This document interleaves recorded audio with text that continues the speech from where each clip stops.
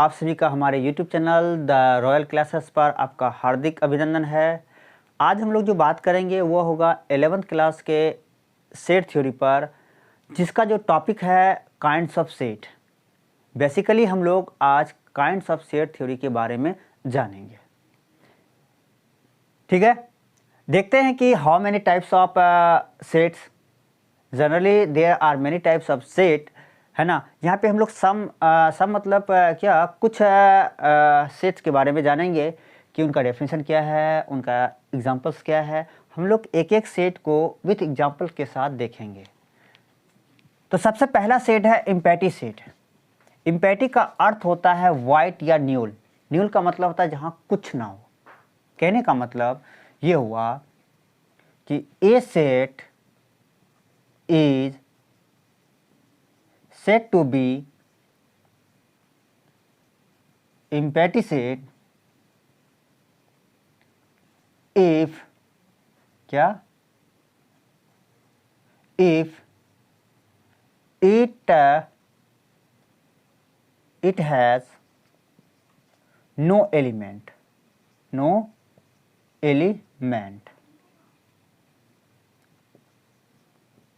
it is denoted by phi या vacant breaks। Okay, empty set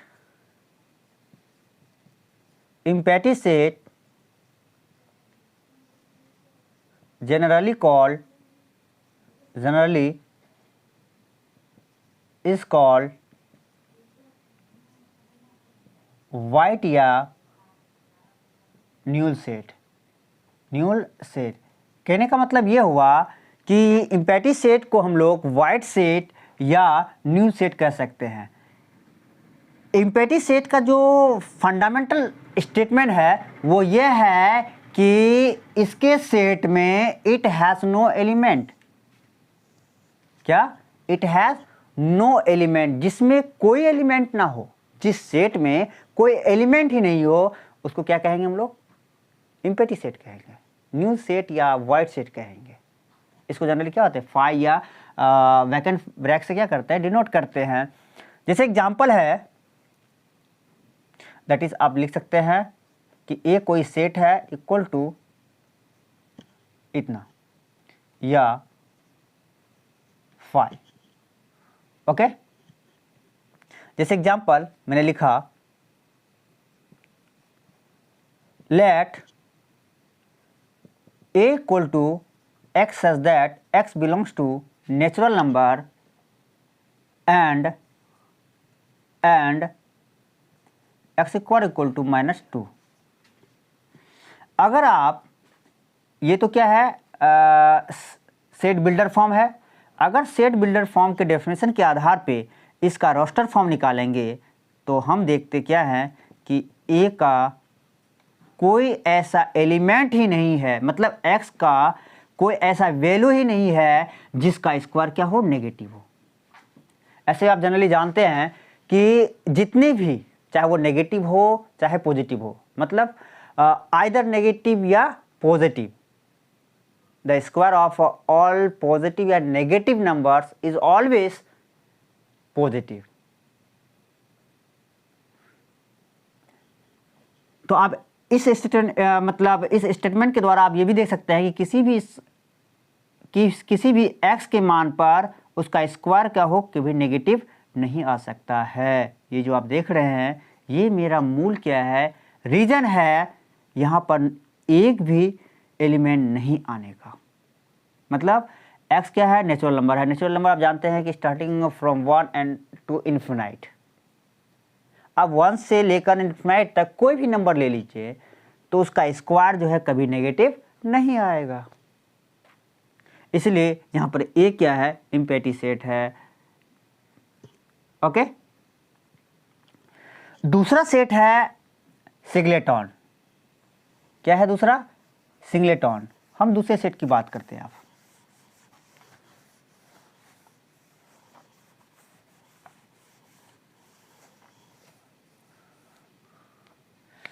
दूसरा है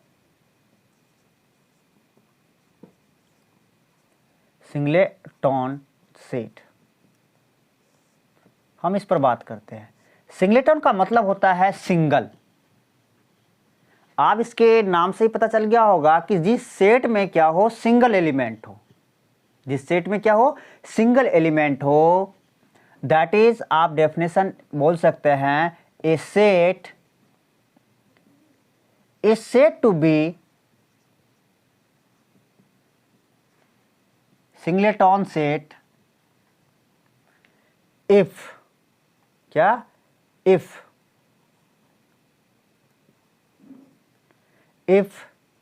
it has only one element in it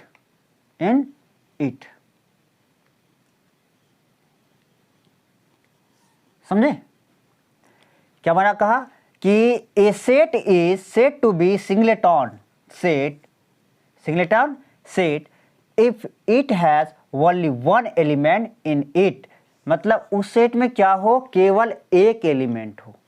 अगर एक element होगा तो वो क्या हो जाएगा, सिंगलेटन हो जाएगा।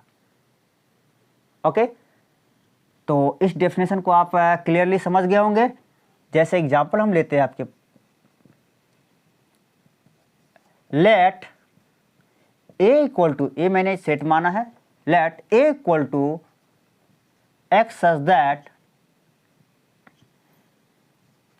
x belongs to n where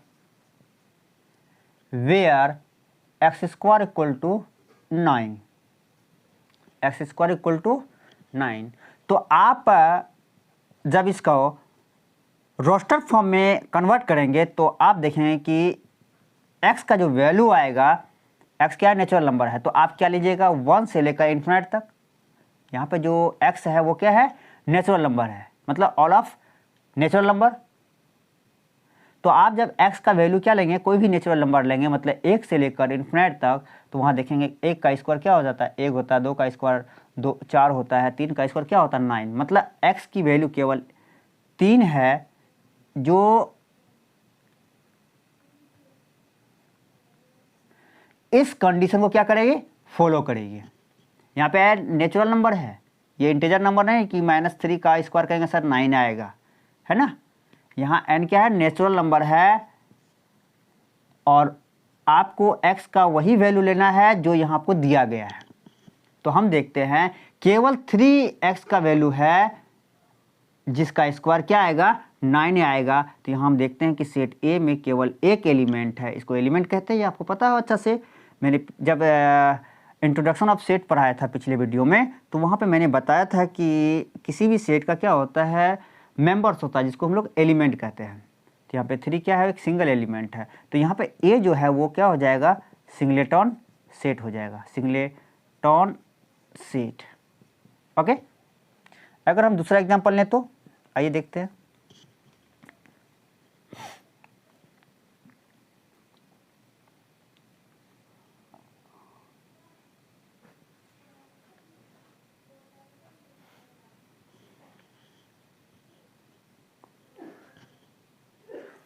अगर हम दूसरा एग्जाम्पल लें तो देखते हैं,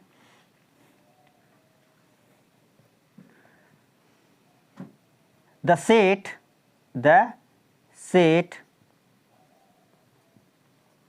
इतना इज ए सिंगलेटन सेट। यहां देख रहे हैं इस सेट में केवल एक ही एलिमेंट है, वो 5। इसका मतलब ये जो सेट है वो सिंगलेटन को क्या करेगा, डिनोट करेगा। इस प्रकार आप और ले सकते हैं, let A equal to A such that A belongs to n, a belongs to n where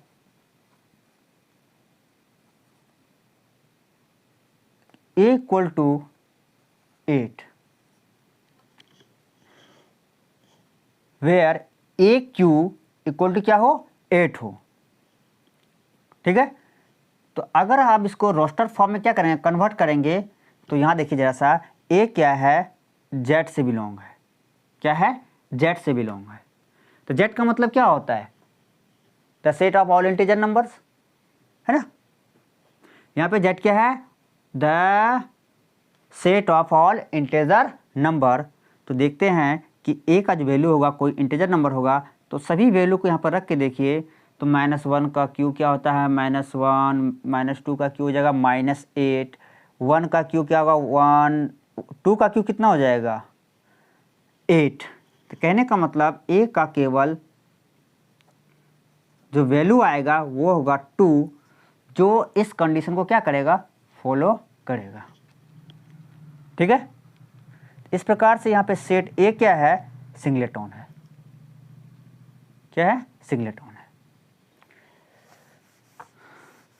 अब अगला चलते हैं हम लोग फिनाइट सेट पर। तीसरा सेट है फिनाइट सेट, हम उस पर बात करते हैं। तीसरा है फिनाइट सेट। फिनाइट का मतलब क्या होता है कि जिसमें नंबर ऑफ एलिमेंट्स जो हो वो डिफिनिट हो, मतलब काउंटिंग में हो, जिसको हम काउंट कर सके। समझे, इसके नाम से हमको पता चल जाता है कि ये किस प्रकार का सेट होगा। मतलब वह सेट जिसके एलिमेंट्स को हम, जिसके मेंबर्स को हम क्या करें, आसानी से गिन सके, पता लगा सके कि उसमें कितने एलिमेंट्स हैं, वैसे सेट को हम लोग क्या कहते हैं, फिनाइट सेट कहते हैं। इस set is set to be, या इस कॉल भी लिख सकते हैं आप, any how any method define the following sets. A set is said to be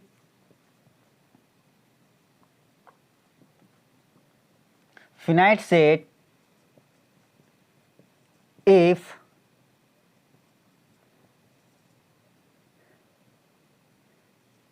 it has the definite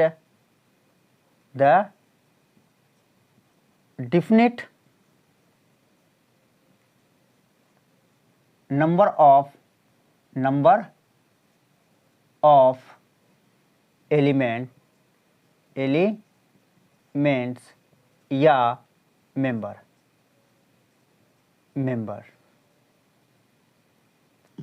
okay, कहने का मतलब ये हुआ कि जिस सेट में एलिमेंट की संख्या क्या हो, डिफिनिट हो। डिफिनिट का मतलब हो गया निश्चित, जिसको हम काउंट कर सके, इजीली हम लोग काउंट कर सके, उसको क्या कहते हैं हम लोग, फिनाइट सेट कहते हैं। जैसे एग्जांपल की बात करते हैं हम लोग,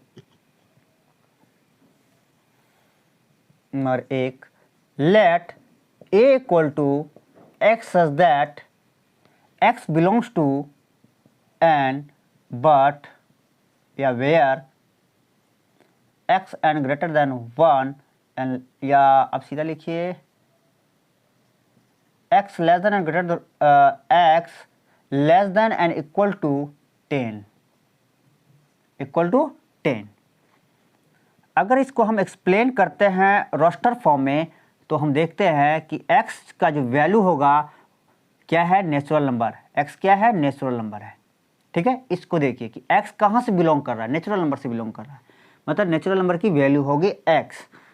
तो आप जानते हैं नेचुरल नंबर प्रारंभ कहाँ से होता है, स्टार्टिंग जो होता है 1 से होता है, तो 1 से स्टार्ट करते हुए कहाँ जाना है, less than and equal to 10, मतलब 10 को भी इंक्लूड करना है ना। तो 1 2 3 4 5 6 7 8 9 एंड 10 को इंक्लूड करना है। तो ये हमारा हो गया डिफिनिट सेट। इसमें जो नंबर ऑफ एलिमेंट्स है टोटल, ये हम काउंट कर सकते हैं इजीली। ये हो गया finite set.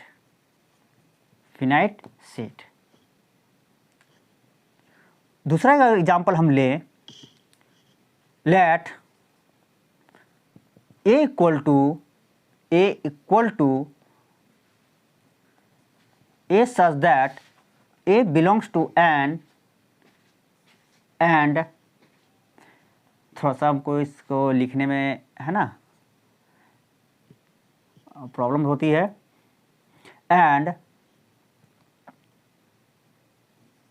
A greater than and equal to 1 and less than, या आप इसको दूसरा ले सकते हैं, A square less than 25, A square less than 25। Okay, चलिए इसको हम क्या करते हैं, रोस्टर फॉर्म में डिफाइन करते हैं। आप जनरली यहाँ देखिए कि ए का जो वैल्यू है वो नेचुरल नंबर से बिलोंग कर रही है, और क्या कह रहा है, स्क्वायर, ए का जो स्क्वायर होगा वो क्या होना चाहिए, लेस देन 25 होना चाहिए, है ना। तो 1 का स्क्वायर क्या होगा 1, 2 का स्क्वायर 4, 3 का स्क्वायर 9, 4 का स्क्वायर 16, अगर हम 5 का स्क्वायर लेते हैं 25, क्या हो जाएगा 25। इसका मतलब ये हुआ कि जो ए की जो वैल्यू होगी वो कहाँ तक जाएगी, 4 तक जाएगी। तभी इस कंडीशन को वो क्या कर सकता है, फॉलो कर सकता है। अगर 5 लेते हैं तो 5 का स्क्वायर क्या जाएगा 25। तो इसका मतलब ए का वैल्यू अगर हम 5 लेते हैं तो ए का स्क्वायर क्या हो जाएगा 25, जो 25 के इक्वल है। लेकिन यहाँ पर बट हमको क्या कहा गया, ए का स्क्वायर जो है वो क्या होना चाहिए, लेस देन 25 होना चाहिए। तो वो कहाँ तक जाएगा, तो ए का वैल्यू अगर हम क्या लेते हैं 4 लेते हैं, ए का वैल्यू 4 लेते हैं, तो ए स्क्वायर कितना हो जाएगा 16, है ना। और 16 क्या होता है, लेस देन 25। इसका मतलब ए का वैल्यू 1 से लेकर 4 तक जाया जाएगा। तो ये हो गया फिनाइट सेट। इसमें नंबर ऑफ एलिमेंट जो है वो क्या है, डिफिनिट है, फिनाइट सेट। ओके,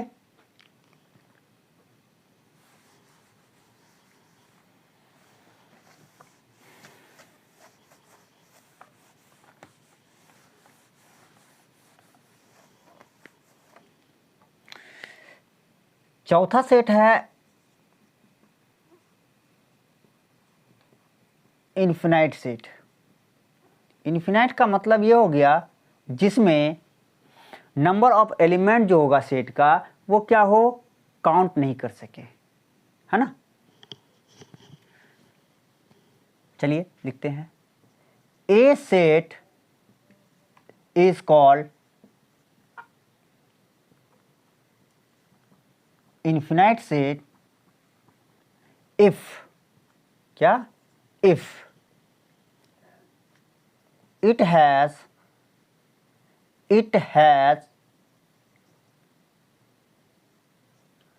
indefinite, क्या, it has indefinite element in it, okay.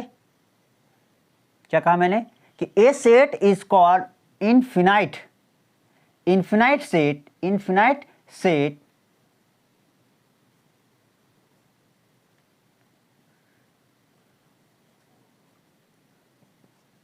if it has indefinite element in it. थोड़ा सट गया था इसलिए हमने क्या किया, मिटा के थोड़ा सा स्पेस देके लिखा। क्या कहा, इन्फिनाइट सेट जो है हम उस सेट को कहते हैं जिसमें क्या हो, एलिमेंट की संख्या क्या हो, इनडिफिनिट हो, क्या हो, इनडिफिनिट हो। ये बात हमेशा याद रखिए। इनडिफिनिट सेट में नंबर ऑफ एलिमेंट जो होते हैं वो क्या होते हैं, अनकाउंटेबल होते हैं, जिसको हम गिन ही नहीं पाए। जैसे एग्जांपल की हम बात करते हैं, let A equal to x such that x belongs to N. Okay, अगर हम इसको रोस्टर फॉर्म में क्या करें, डिफाइन करें, तो 1 से स्टार्ट होगा, लेकिन कहाँ तक जाना है ये हमको कोई डिफिनिट नहीं है। तो ये हो गया इन्फिनाइट सेट। दूसरी बात, let A equal to A such that A belongs to Z. कहने का मतलब ये हो जाएगा ए इक्वल टू जो मेरा सेट बनेगा वो -1 -2 -3 dot dot dot 0 1 2 3 dot dot dot infinite. इसमें कोई गारंटी नहीं है, मतलब अनकाउंटिंग है। इसमें हम जो सेट का जो एलिमेंट्स होगा, उसके जो मेंबर्स होंगे, उनको हम काउंट नहीं कर पाएंगे। तो इस प्रकार के जो सेट होते हैं वो क्या होते हैं, इन्फिनाइट होते हैं। और अगर और एग्जांपल लेना चाहेंगे तो ले सकते हैं, जैसे लिखा है let a equal to x such that x belongs to R where x की जो वैल्यू है वह 1 से लेकर 2 के बीच है। R क्या है, रियल नंबर है, ठीक है। तो ये सब जो है कई ऐसे एग्जाम्पल है जो इन्फिनाइट सेट को क्या करता है, डिनोट करता है। अब जो मेन इंपॉर्टेंट जो सेट है वो है पांचवें नंबर का सेट है इक्वल सेट। क्या, इक्वल सेट। जरा सा देखिए, जरा सा इसके नाम से ही पता चल जाता है कि ये सेट कैसा होगा, है ना। If two sets A and B are equal set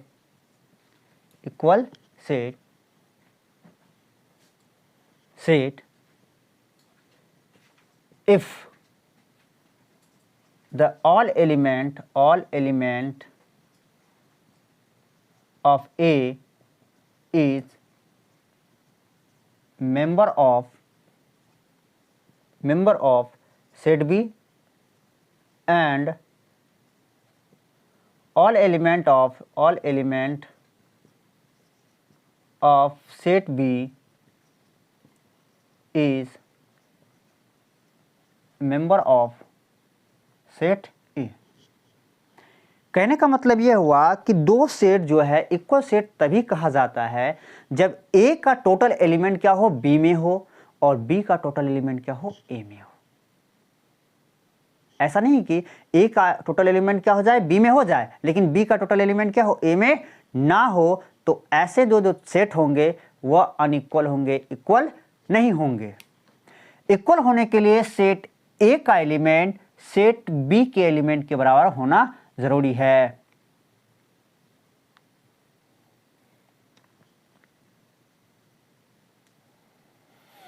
that is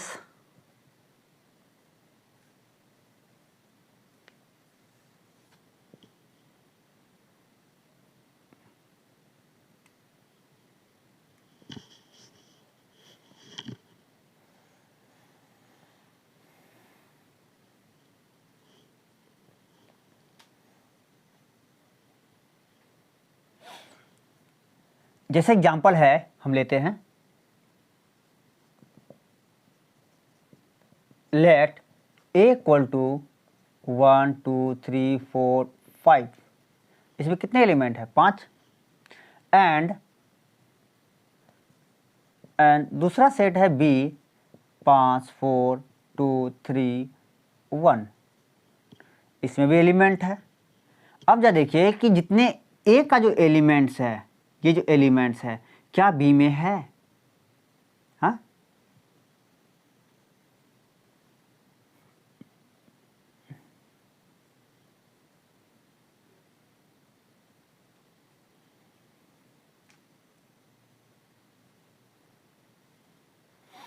और B का जितना भी एलिमेंट है वो क्या है, सेट A में है ना। सो A इक्वल टू B, ये दोनों सेट क्या है, इक्वल है। नहीं तो मतलब A का जितना भी एलिमेंट होना चाहिए वो सेट B में होना चाहिए, B का जितना एलिमेंट है वो A में होना चाहिए। तो वैसे दो सेट को हम लोग क्या कहते हैं, इक्वल सेट कहते हैं, जिसके फर्स्ट सेट का ऑल एलिमेंट सेकेंड में होना चाहिए, सेकेंड का ऑल एलिमेंट फर्स्ट में होना चाहिए। इस प्रकार से और भी कई एग्जाम्पल्स हैं जहां हम इक्वल सेट को देख सकते हैं।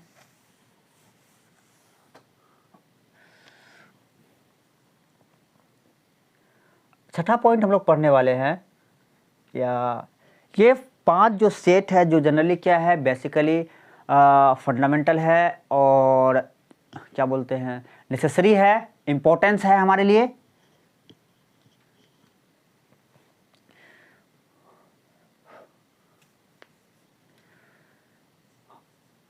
Cardinal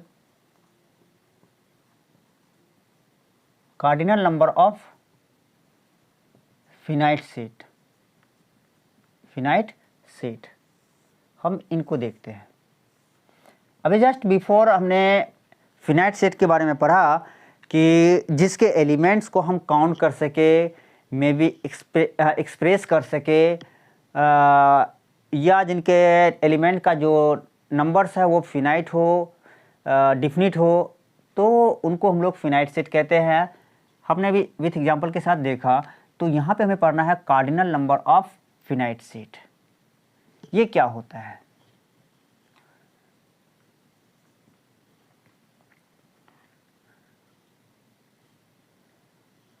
If A is the element of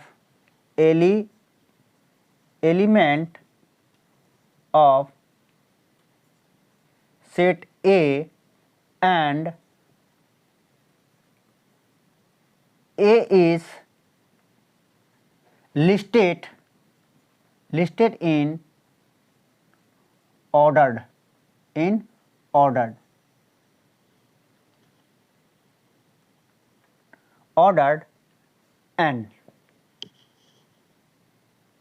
मतलब A क्या है, किसी सेट A का क्या है, एलिमेंट है, और A को क्या किया गया है, और मतलब लिस्टेड किया गया है, मतलब उनको सजाया गया है, उनको क्या किया, अरेंज किया गया है इन ऑर्डर n, मतलब n का मतलब हो गया है n क्रम में, n टाइम्स, उनको n क्रम में क्या किया गया, ऑर्डर किया गया है, ऑर्डर किया गया मतलब व्यवस्थित किया गया है, उसको अरेंज किया गया है।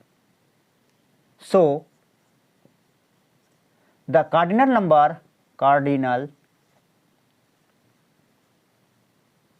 Number of finite set is इतना, मतलब number of A, set A का कार्डिनल नंबर क्या होगा, नंबर ऑफ ए होगा। कहने का मतलब ये हुआ कि सेट ए का जो एलिमेंट है उसकी जितनी संख्या होगी, ये जो दर्शाता है किसी सेट का, है ना, दैट इज, आप इसको लिख सकते हैं, नंबर ऑफ ए का मतलब हो गया द टोटल नंबर ऑफ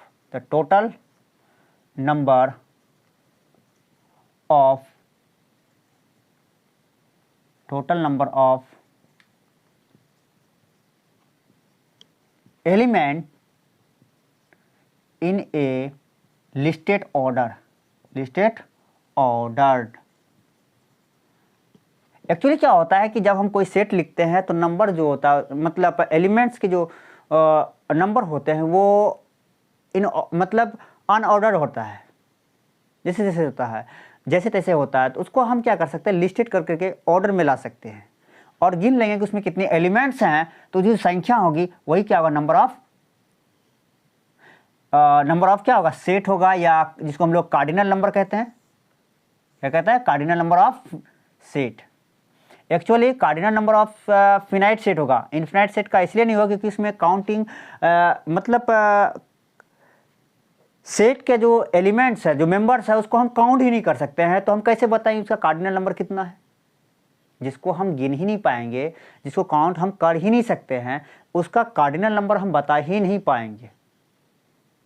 जिसको हम काउंट कर पाएंगे इसलिए उसका कार्डिनल नंबर होगा। इसलिए मैंने यहाँ पे लिखा cardinal number of finite set, infinite set का नहीं होगा। क्यों, उसमें जो मेंबर्स होते हैं वो इनडिफिनिट होते हैं, मतलब इतना होता है कि हम उसको गिन नहीं पाएंगे, बता ही नहीं पाएंगे उसमें 10 ठो है, 12 ठो है, या 20 ठो है, या 25 है, 30 है, 40 है, 50 है, कितना है, नहीं है। ठीक है, इसलिए जब भी कार्डिनल नंबर निकलेगा किसी सेट का, वो सेट जो है एक्चुअली फिनाइट सेट होगा, या वाइड सेट होगा, या एम्प्टी सेट होगा, क्योंकि कार्डिनल नंबर ऑफ ए जो सेट होता है वह कंसिस्टिंग करता है एनी सेट जो फिनाइट हो या वाइड सेट हो, एम्प्टी सेट हो। कोई एलिमेंट नहीं रहेगा तो चलेगा, कोई दिक्कत नहीं है, बट वह इनफिनाइट नहीं होना चाहिए। ठीक है, जैसे एग्जांपल हम बात करते हैं, हमारे पास एक सेट है A equal to 1 5 6 8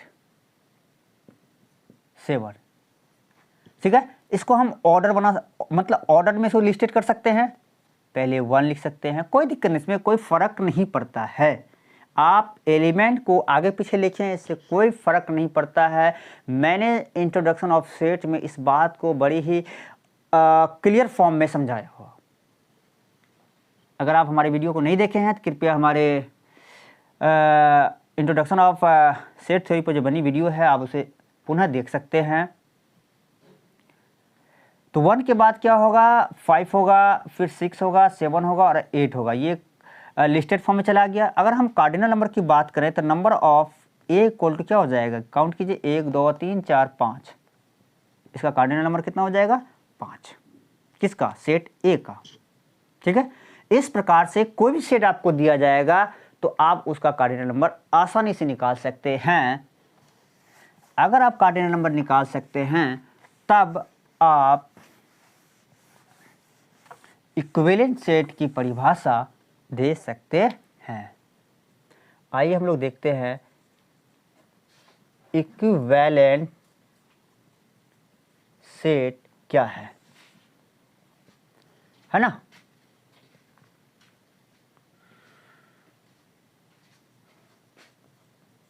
two sets A and B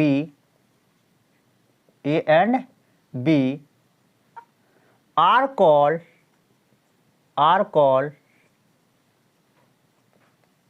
equivalent set if the cardinal number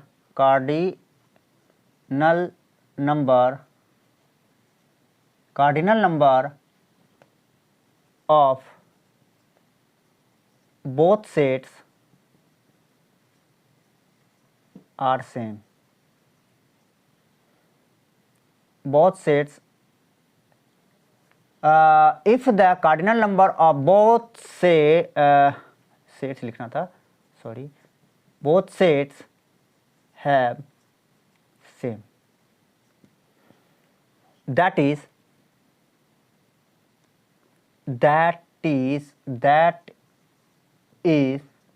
number of A equal to number of B।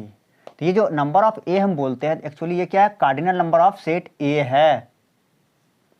Cardinal number of A equal to क्या होना चाहिए, कार्डिनल नंबर ऑफ B, तभी ये दोनों set क्या कहलाएगा, equivalent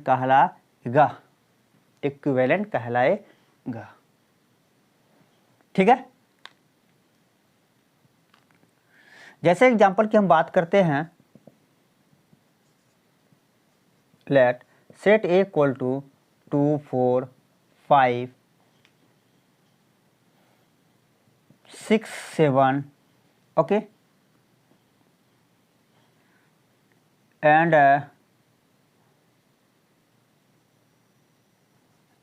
B and set B equal to है 3 5 8 9 12। ठीक है, आप क्या करें, नाउ फर्स्ट सेट का कार्डिनल नंबर बताइए कितना है।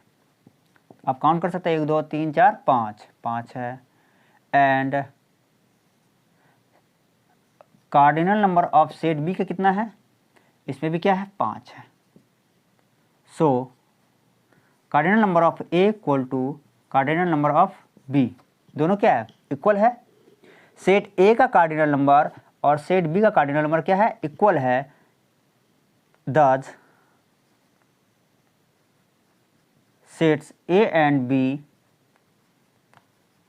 Are equivalent set, equivalent set. ठीक है, आज के लिए इतना ही, फिर हम मिलेंगे अगले वीडियो में। अगर हमारा वीडियो अच्छा लगा हो तो कृपया हमारे इस वीडियो को लाइक करें, शेयर करें, कमेंट करें और बेल आइकन का बटन दबाना ना भूलें। अगर हमारे YouTube चैनल पर आप नए हैं तो कृपया हमारे YouTube चैनल को सब्सक्राइब करें, शेयर करें और लाइक एंड कमेंट तो करें ही। अगर आपके पास कोई सवाल है या आपको समझ में नहीं आया हो तो कृपया हम कमेंट बॉक्स में एक्सप्लेन के साथ क्या करें, हमें भेजें। आपके कमेंट का हमें इंतज़ार रहेगा। जय हिंद, जय भारत।